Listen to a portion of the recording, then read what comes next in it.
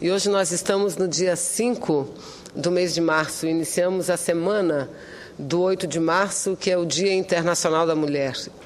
E amanhã, senador Jorge Viana, senador Capiberibe, senador Randolfo, senador Álvaro Dias, Paim, senador Pedro Tax, os senadores todos que aqui estão presentes, nós realizaremos aqui no plenário do Senado aquela sessão conjunta do Congresso Nacional em homenagem às mulheres, onde 5 mulheres serão homenageadas com o diploma cidadã Berta Lutz. Então eu quero desde já convidar todos os parlamentares, todos, absolutamente todos, para que amanhã, a partir das 11 horas da manhã, estejam aqui prestigiando essa nossa sessão plenária, que sem dúvida nenhuma será mais uma sessão não só bonita, mas uma sessão importante porque dialoga, porque debate a questão de gênero em nosso país.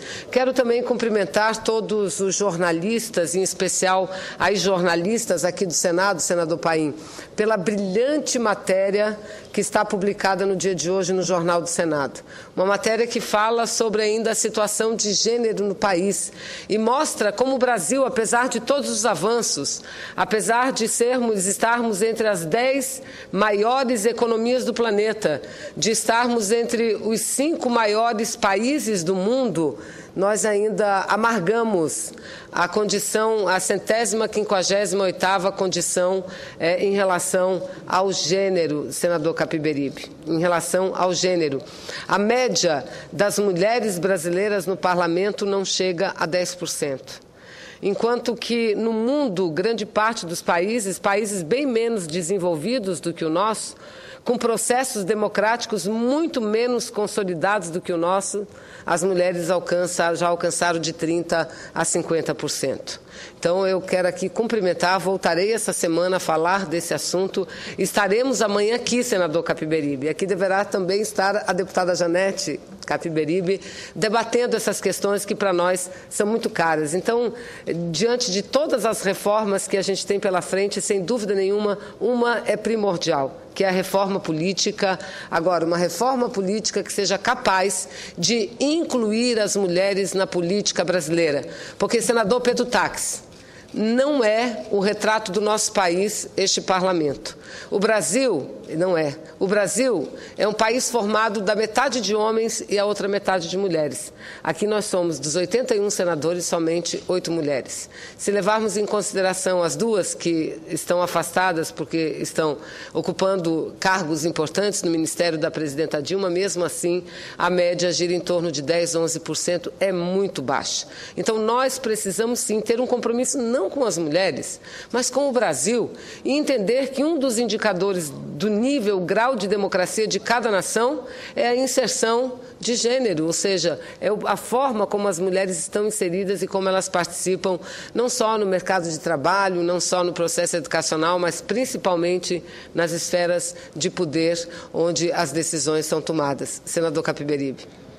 Obrigado, senador. Eu faço questão de falar de pé em vossa homenagem, em homenagem a todas as mulheres que estão presentes aqui nessa casa, que são 8, Vossa Excelência acaba de dizer, são 8 mulheres que estão presentes aqui, e principalmente aquelas que não estão presentes aqui para poder promover esse equilíbrio de gênero tão necessário para a democratização do nosso país. E essa situação que nós vivemos aqui no Senado, desse desequilíbrio de gênero, se repete na Câmara Federal. Lá são 45 deputadas mulheres em 513. E também nas assembleias estaduais, a representação é masculina. Nas câmaras de vereadores, enfim, é necessário, Vossa Excelência tem inteira razão, que as mulheres conquistem cada vez mais espaço de poder para provocar esse equilíbrio.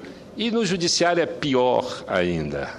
No Supremo Tribunal Federal são 2 mulheres. No STJ são 5. E olha que quando essas mulheres ocupam espaço, elas terminam nos surpreendendo com as suas posições corretas, dignas e, sobretudo, de promoção da justiça.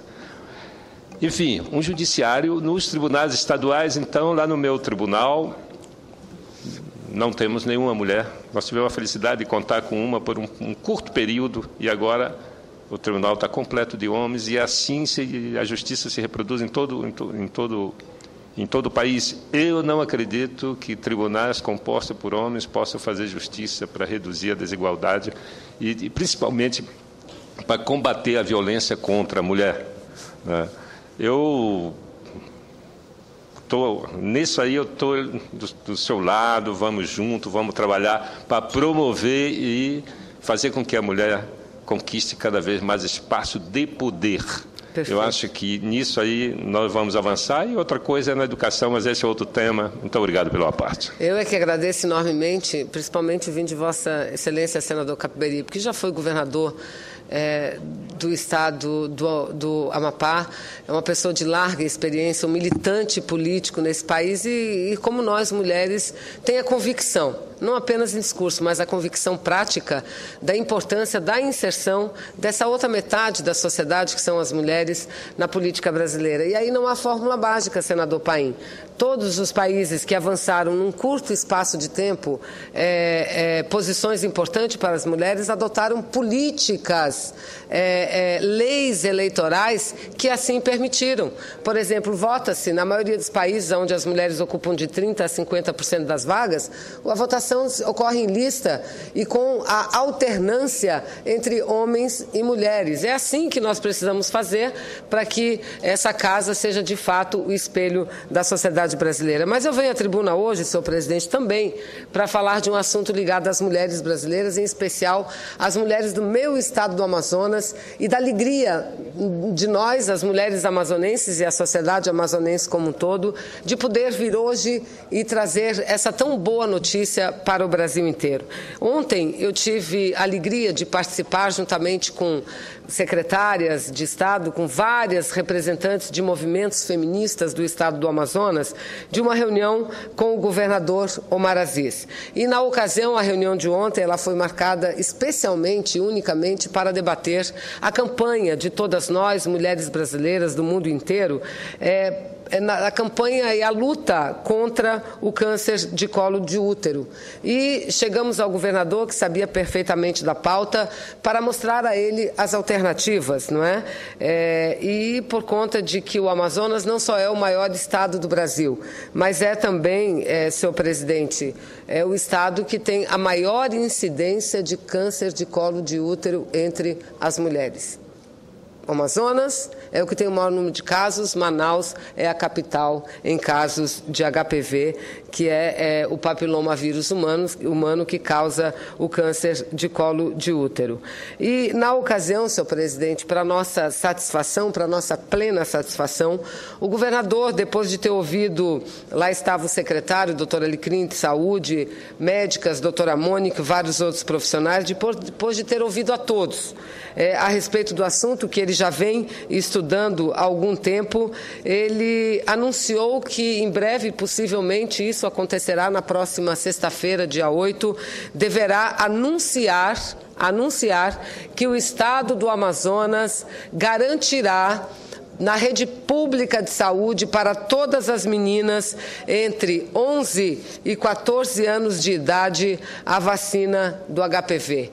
Ou seja, uma notícia que ele deverá fazer ainda, digo deverá porque estudos últimos estão sendo realizados ainda até a próxima sexta-feira, quando ele deverá anunciar. Mas a ideia do governador é seguir o exemplo do Distrito Federal, aqui de Brasília, que foi o pioneiro no Brasil, mas eu acredito que até a vacinação sendo implantada no estado do Amazonas será mais significativa. Repito, não só pelo contingente populacional ou por ser um estado de difícil acesso, um estado muito grande, mas até por essas razões.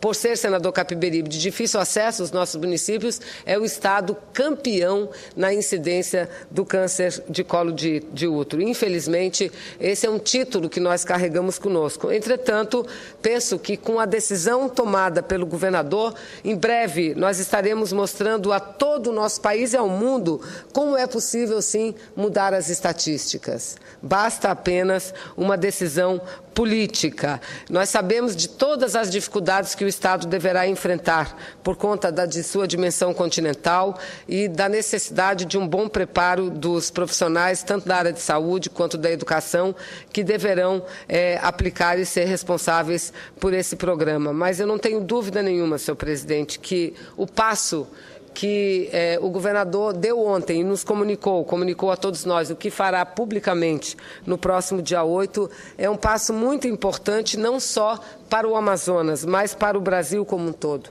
Os dados, senador Jorge, Vossa Excelência, que foi governador do Acre, eu aqui digo que o governador, numa reunião do Amazonas conosco no dia de ontem, tomou a decisão também de implantar no estado do Amazonas a gratuidade, ou seja, a vacina do HPV contra o câncer de colo de útero gratuita na rede pública de saúde. De acordo com o Instituto Nacional do Câncer, a estimativa para o ano passado foi em torno de quase 18 mil novos casos e uma boa parte deles, quase 1.000, registrados no estado do Amazonas, sendo que lá nós tivemos mais de 170 mortes, uma morte que poderia ser plenamente evitável, porque o câncer de colo de útero, diferente de outro tipo de câncer, é um câncer que demora a se manifestar, ou seja, dando tempo para que haja efetivamente a prevenção. Entretanto, fazer prevenção não é fácil. E fazer prevenção no Amazonas é mais difícil ainda. E nós sabemos, senhor presidente, todos sabem, do ponto de vista científico, e a doutora Mônica Bandeira de Mello, que aqui eu quero render a quem eu rendo minhas homenagens, que tem liderado há muitos anos no Amazonas a luta contra o câncer de colo de útero, foi a primeira pessoa que me procurou para que eu apresentasse um projeto de lei, e assim o fiz em 2007, quando era deputada federal. Apresentei o primeiro projeto da Casa prevendo a obrigatoriedade na rede pública, ou seja, no Sistema Único de Saúde, da vacina contra o câncer de colo de útero. E o HPV, senhor presidente, ele provoca a doença, que é uma doença sexualmente transmissível, que é a mais comum no mundo e que, repito, dependendo dos casos, evolui até o câncer e, quando não tratado a tempo ou com clareza, com certeza, leva ao óbito. Só no Amazonas, repito, foram em torno de 180 mortes somente ano passado. E o HPV, diferente do que muitos pensam, não causa apenas o câncer de colo de útero. A maioria do câncer que causa é sim de colo de útero, mas causa também o câncer de pênis, o câncer de ânus, o câncer da vulva e até o câncer bucal, senhor presidente. Ou seja, se a gente conseguir imunizar as meninas antes do início da atividade sexual, nós estaremos construindo um país diferente, um país muito mais saudável, um país livre do câncer de colo de útero. Aqui no Distrito Federal, senhor presidente, da mesma forma que já aplica, eu já fiz um pronunciamento cumprimentando o governador Agnello, a secretária Olga Mir, o secretário Rafael, que é o secretário de Saúde, a Olga Mir, secretária da Mulher, pela bela iniciativa.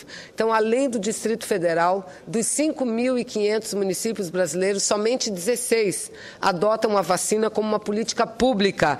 E com a entrada do governador Omar Aziz, do estado do Amazonas, também na política da vacinação gratuita, eu não tenho dúvida nenhuma que nós estamos dando um largo passo, senador Jorge Viana, um largo passo para que essa seja uma conquista não das meninas amazonenses, não das meninas candangas, tampouco das meninas que vivem nos 16 municípios que adotam a vacina, mas o que nós queremos é que essa vacina seja um direito de todas as mulheres, de todas as meninas brasileiras, senhor presidente. O Ministério da Saúde elaborou um longo estudo que mostra a efetividade dessa vacina. Aliás, são 2 disponíveis no mercado e, se fossem adquiridas em larga escala, poderia haver não só um barateamento significativo, mas, quem sabe, até uma transferência de tecnologia. Então, eu concluo meu pronunciamento, senhor presidente, com muita esperança de que a Câmara de Deputados, nesse mês de março, aprove o projeto 238 de minha autoria, que trata da vacinação do HPV. Então, cumprimento as mulheres, o governador do Amazonas, por essa bela conquista que nós tivemos no dia de ontem, que brevemente nossas meninas todas serão vacinadas e ficarão imunes ao câncer de colo de útero. Muito obrigada, senhor presidente.